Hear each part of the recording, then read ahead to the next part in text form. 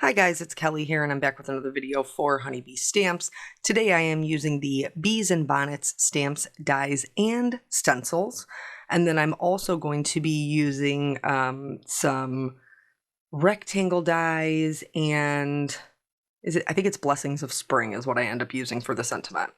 So these are super cute little like bees, butterflies, a couple different kinds of flowers, and I think the intention was for them to kind of create their own little garden. And I wanted to do that, but I wanted to do it a little bit differently. And so I decided that I was going to create like a little garden frame with all of these little birds and butterflies and bees kind of flying about. There's in the flowers even, there's like kind of little bee tushies drawn in where they're like in the flower. There's a little ladybug. It's really cute.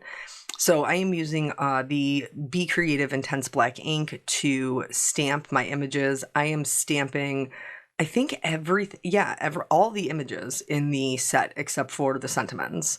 And I'm actually going to stamp them twice. That's why I'm using a half sheet of cardstock. I saw somewhere, who was having the conversation? I saw it somewhere. Somebody was having the conversation about paper. And while I always link my supplies, I do just want to know, I choose to color on Nina 80-pound solar white cardstock. And that's just because I typically tend to use more alcohol inks, whether it is Copics or Olos or whatever brand you happen to be using.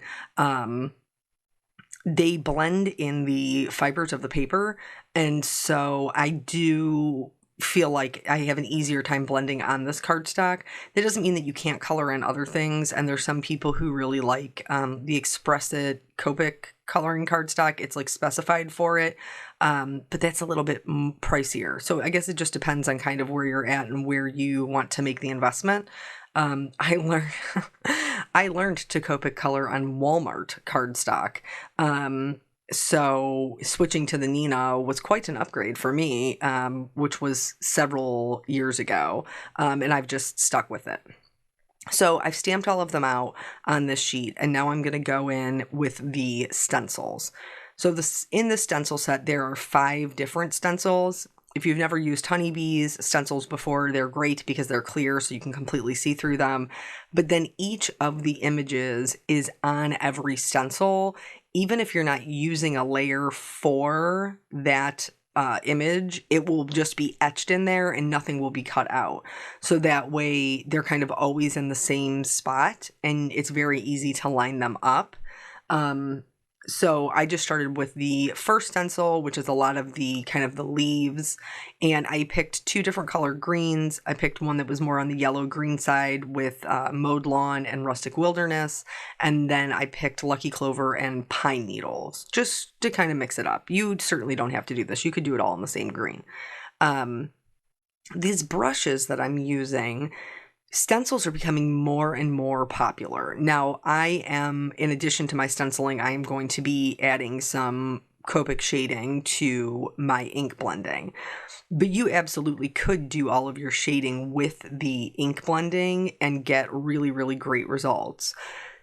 Since stenciling has become more popular, the smaller brushes are really kind of handy to have because then you don't have to worry about like masking off all the open areas that are on the stencil that are meant for other items, because you're using smaller stencils. So Honeybee recently came out with a size 10, a size 7, and a size 5. I will be using all 3 for today's stenciling. The 10 is the biggest, and I tend to use my 10 for colors that I know I'm going to use a lot of. And I don't mean a lot of in this particular card, I mean a lot of in general. So like mowed lawn is one of my go-to colors. I have no issue using a 10 for that. But there are other colors that maybe I don't use as often. For example, dried marigold. We're going to use that for some of our oranges. So that one I am probably going to lean more towards using a smaller size. But that's just the way I do it. There's no right or wrong way to do it. The 7 is kind of like the middle of the road No, the 5 is the middle of the road, and then the 7 is the smallest. And I use a lot of combinations of those two for the additional shading. So like when you see me putting down the first color, in this case it's Lucky Clover, I'm putting that all over the stencil, and then I'm going in and I'm shading it with a little bit of pine needles, and I tend to use my smallest sizes for that. So for the leaves, I did 2 Mowed Lawn, 2 Lucky Clover. And then here I'm going in, this is the Hickory Smoke. You could use Black Soot for this, but I was just trying to get a feel for how dark things were going to be. And obviously, you know, you can always build up the color. We're always doing that in, you know, our card making when we're trying to achieve dimension. We're building up the color no matter what medium we're using. So I decided to go with the lightest color, just a light application of that Hickory Smoke, but you absolutely could do it darker, or like I said, you could swap out the Black Soot. Then for the bees, I'm doing just one color, just the mustard seed.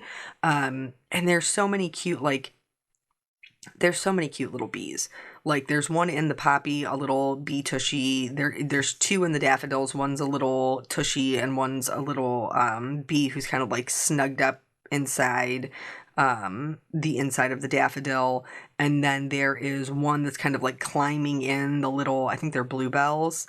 Very, very cute. Love them. And then in addition to that, you know, they have the extra bee that you can stamp. So I'm just going to go through here and I wanted to show you at least one of each color combination. So for, I'm not sure what this is. I'm not sure if it's hyacinth. Not positive, but I went with purple. And for that, I'm using Wilted Violet and then a little bit of Dusty Concord. The reason that I'm only using 2 colors is because, and the reason I'm only doing it one time, you know, each color one time, is because I know I'm going to go back in with my markers.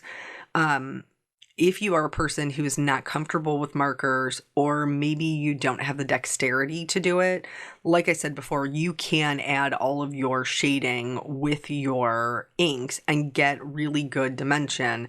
You just have to take the time to layer the colors. I would rather use my markers, but the same look is totally achievable by just using either multiple ink colors or multiple intensities of the same ink color. So for my bluebells, I went with Salty Ocean and I shaded it with Faded Jeans. And then I'm trying to think the daffodils will be Mustard Seed and Fossilized Amber. And then I think that's all. The orange I only brought in for the butterflies, which was, what was that? Dried Marigold and Spiced Marmalade. Because I lost my carved pumpkin. Like, we know as crafters, like there are sometimes where you are just using something and you set it down and then your desk eats it and you can't find where it went. And then we spend, 5, 10, upwards of 20 minutes sometimes in my case, trying to find the thing that we just had in our hand. But I legitimately do not know where my carved pumpkin distress ink went. And it was like my go-to orange. I really loved it because I love bright colors. And I couldn't find it. So after searching, I'm not kidding, for like months, I just went ahead and bought one the other day. And I picked up some other things from Honeybee as well. That's where I tend to do a lot of my shopping because they do carry such a large variety of things. So I picked up a new carved pumpkin, and then I picked up some of the other colors that were released later that I didn't have. Like Lost Shadow and Lumberjack Plaid and those ones. The ones that I really fell in love with, like Uncharted Mariner, I bought right away. Same thing with like Salvage Patina and Saltwater Taffy, like I bought those. And I typically do try to pick up the ink and the oxide since I do use both. I do use the inks more though, just because they're brighter. And as stated maybe 30 seconds ago, I love bright colors. So we're just going to go through, we're going to do the rest of the inking. Now, if you are a person who has the, what are they? They're like the bundles, the blending brush bundles Honeybee has. They do have a smaller size in there. It is not as small as these more detail blending brushes, but for large areas, those are great. I could have used it for the daffodils. I didn't, but I did use it. I will use that smallest size of the blending brushes for the poppies, because there's 4 large and that one little bud, so it just seemed to make good sense to use the larger size. So yeah, we did a video yesterday and we had just like an impromptu story time. We are coming up on Mother's Day. And so the reason that I was going to use the sentiment that came in this set. Really, really like it. I think it's super cute. It says, "You are the sunbeam that's always manages to break through the clouds." Like, how just nice and encouraging. But actually, I am trying to make a lot of Mother's Day cards, or ones that could be perceived as Mother's Day. So I changed the sentiment to "May your day bloom with happiness," so that it could be used for Mother's Day if I just stamp that on the inside. Because there was a lady who lives in my hometown, and she had I can't remember if I think her child was premature. But anywho, they're still in the hospital. And I believe they're in the NICU, and they've been for like a month or two. But anyway, very kind-hearted woman. And she said that, when she's in there, there's all these moms, and she wanted to put together like a little care package for each of the moms. I think she said there's around 20. She wanted to put together a little care package for them for Mother's Day, since, they are spending the majority of their days, most assuredly Mother's Day, in the NICU with their babies. And so she was asking, if anybody wanted to make any donations for her to pick up, like, warm socks and blankies, because it gets cold in there. And this is obviously very close to my heart, because if you have followed me, you know that my goddaughter was born at 30 weeks. And so my best friend spent quite a bit of time in the NICU until my goddaughter could come home on monitors and oxygen and all this. There's so many things that they had to do to be able to bring her home safely. And now she is, thank God, a thriving little, 10 years old. She's the same. Why can't I remember that? She's the same age as my child, and yet I could not remember it. Anywho, she's 10. But anyway, so she was looking for donations, which I was totally happy to make. But I also asked her if maybe she would like some Mother's Day cards to put into the bag. And I'm not typically a person who gives my cards away or mails them, not because I'm stingy with my cards, but because I'm terrible at mailing things. So I don't often offer something like that, but I felt like, that would be a nice little way for her to be able to sign her name and to be able to give them Mother's Day cards with their little gift bags. So most of my cards that you're going to be seeing coming up, because I have to have them to her by the 9th, so I only have like a week time span, will be something that could possibly be used for Mother's Day. Please know you could always swap out the sentiments. So now let's go back to the card. So here we are going in and adding the details with Copic markers. Now, I am not covering up all of the stenciling. I'm using the stenciling as my lightest color. So I'm really just picking kind of my 2 darker colors and going in and adding a little bit of shadows. I start with my darkest color. If you're not comfortable with that, you could always start with your kind of mid-tone, then add your darkest color, and then blend it back out with your mid-tone. Or you can skip this part altogether. Like, you can see that the stenciling is very nice. You could also be a bit more heavy-handed if you wanted it to be a bit brighter.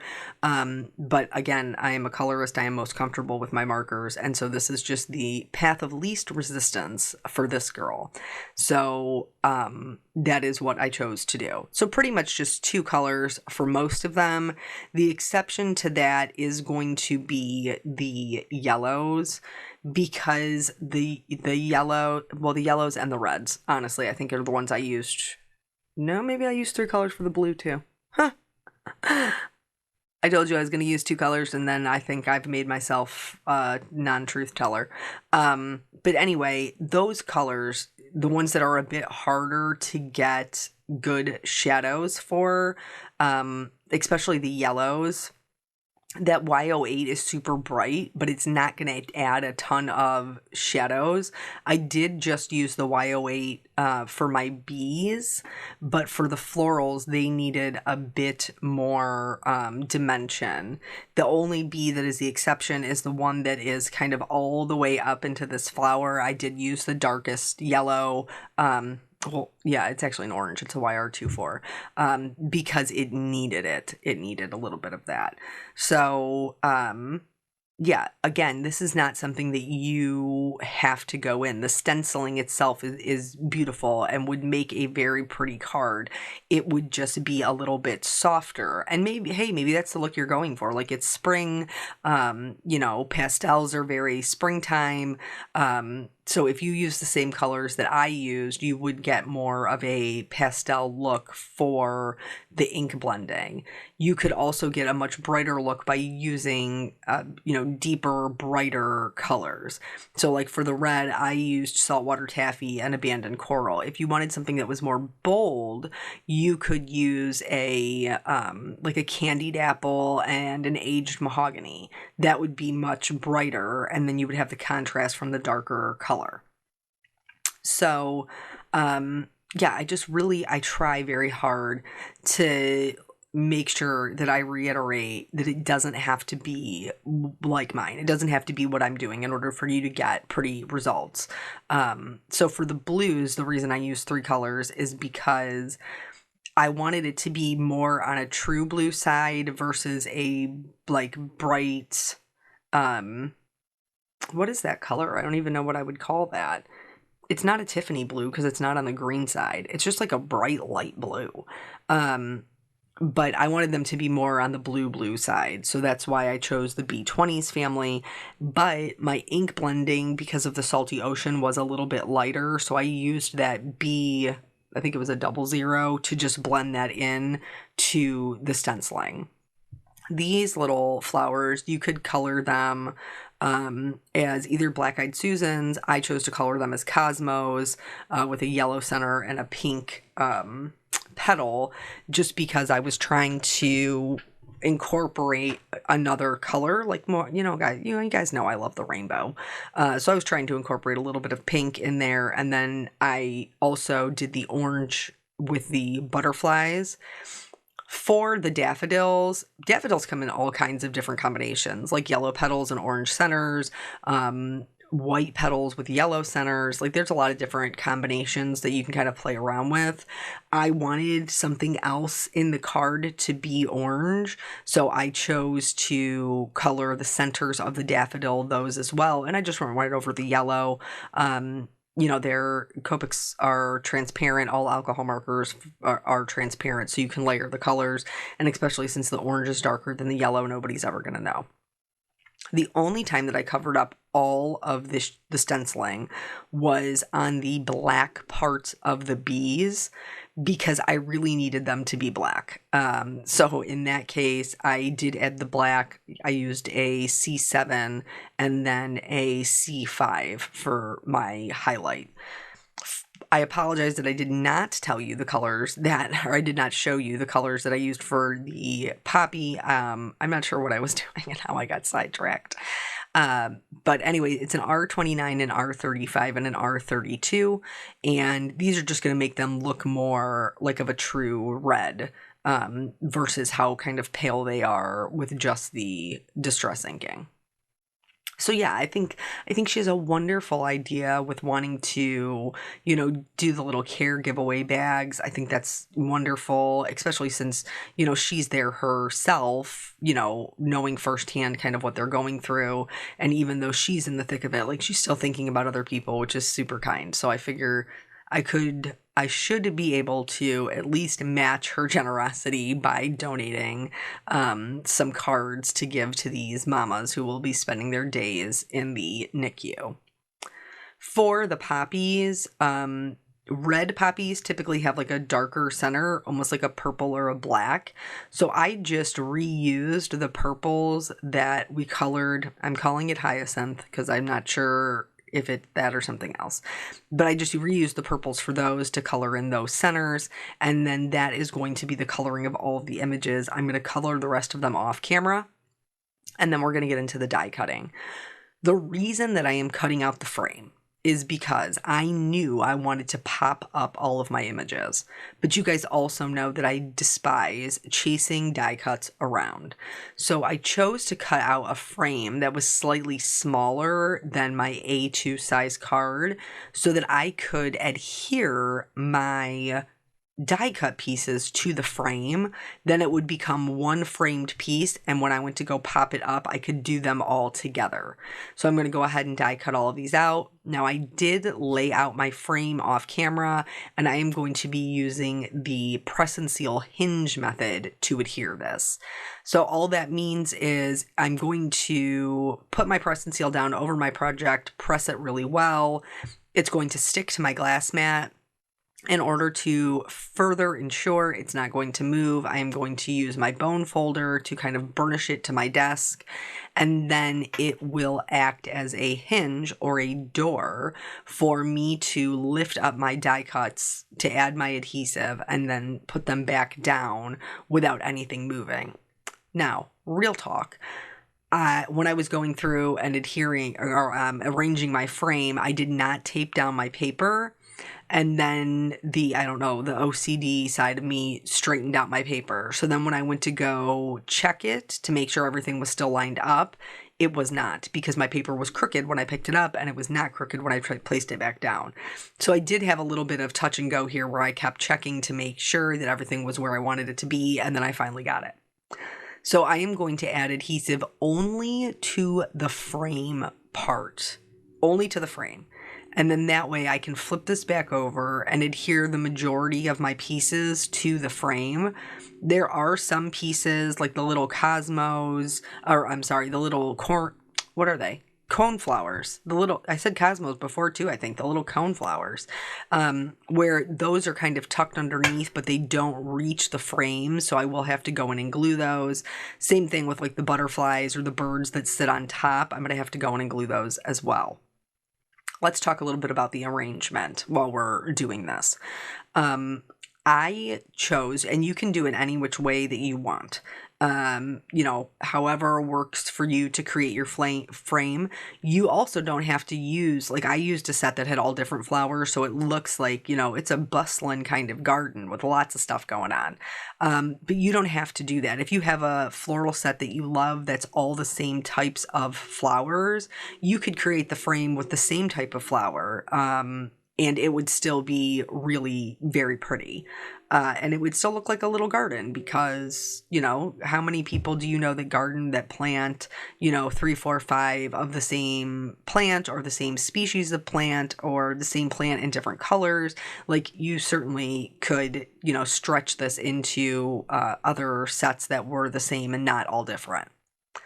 But I chose to do them so that everything was opposite each other, and that way I knew that they were going to create balance. So when I put the purple hyacinth in the bottom left hand corner, I put the other one in the top right hand corner. When I put the little bluebells above the hyacinth on the other side, I put them below. Then the daffodils go in the corners and the poppies fill out the center. This is a very easy way. This mirroring of each other is a very easy way to ensure that you have balance. But you can mess around and do different things. So even though I did all of my pieces with more of a mirror, the cosmos, I just stuck where I liked them. Same thing with the butterflies and the birds. I didn't, and my little bee. Like I just put them where I thought that they looked nice.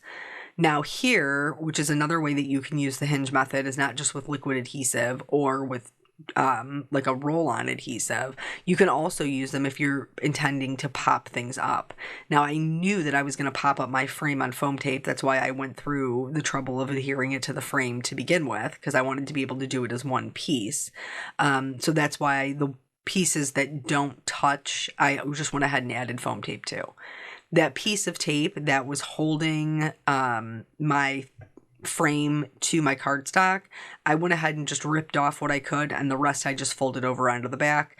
I used the Honeybee large circle foam. I did use a lot of them. Some of them I cut in half if I needed to, but that way I know everything's going to be even and it's going to be popped up. And since these are going to be hand delivered, I don't have to worry about that. Plus, these particular ones are pretty low profile, honestly. I am going to add some liquid adhesive to those foam circles to make sure that I have a little bit of wiggle room when I go to set it down, to make sure that everything is lined up, and if I make a mistake, I can pick it up. You'll also notice that my frame is hanging over the edge of my card. That's totally fine. It actually ends up being really minimal trimming that we have to, we have to trim all four sides, but we only lose just a little bit from each one. And then here, I went back in and kind of checked just by pressing it to make sure everything was even. And I found two little areas. One was this little bud from the poppy, and one was the bottom coneflower. I think I called them cosmos again. What's wrong with me? You guys know what the pink flowers. That's what we're calling them from now on, the pink flowers. I had to pop that one up as well. And then I am going to use my scissors. Now, since I am going to be cutting through portions of the foam, I do like these Spellbinders detail scissors because they are non-stick, which means I can cut through the foam without it sticking to my scissors and creating a issue for me. There are other scissors I have tried and ones I've used for years that when I would cut through the foam tape, it would stick to the metal and then it would be stuck there as I was continuing to try to cut. So here I did miss coloring in the little dots on the ladybug black, so I went back and got those. And now here is the sentiment. I do believe it is Blessings of Spring. And so I'm just going to stamp this in black on white. You guys know that I don't love a white outline, but in this case, because my card base is white, I don't mind it. It blends in to the background, and so I thought it made sense to just do the black on white for the sentiment. I cut that out with its coordinating die, and then my intention was to put it into the center. However, I had kind of crowded up my center with a lot of little, bees and birds and butterflies. So what I'm going to end up doing is I'm going to end up pulling up this little bee. He's already adhered with foam tape, so even if he pulled my paper a little bit, it's not a big deal because I'm going to cover it up with the sentiment. And for the sentiment, I used the same foam circles that I had previously used, so everything stays the same height. Adding my little bit of liquid glue for that wiggle room that I always need, and then I will go ahead and put this right into the center area, and then I'll be able to put my bee down just a little bit closer to the poppy. I just scooted him down just a little bit. For you guys know that I love the shimmer, the shine, the detail work. That's just how I roll. So I did add some clear shimmer to some of the flowers. I also added some white highlights to the stamen, to the bees' wings, to the butterflies, to the birds, to some of the flowers. That's just little detail things that I enjoy doing. And then the last thing that I did to kind of finish off the card and fill in that open space was I got out my gem stickers. This one is from Hugs. It's called Hugs and Kisses. And there's a really nice opalescent kind of white it's like a opalescent clear, I guess is what you would call it, in this set. And so I used that to frame my sentiment, and then that was it. The card was done. So I hope this helps you guys to look at maybe your garden stamps a little bit differently, to try to get more out of the stamps that you have to create different looks. Thank you guys so much for joining me. I always appreciate your time, and I will catch you on the next video. Bye.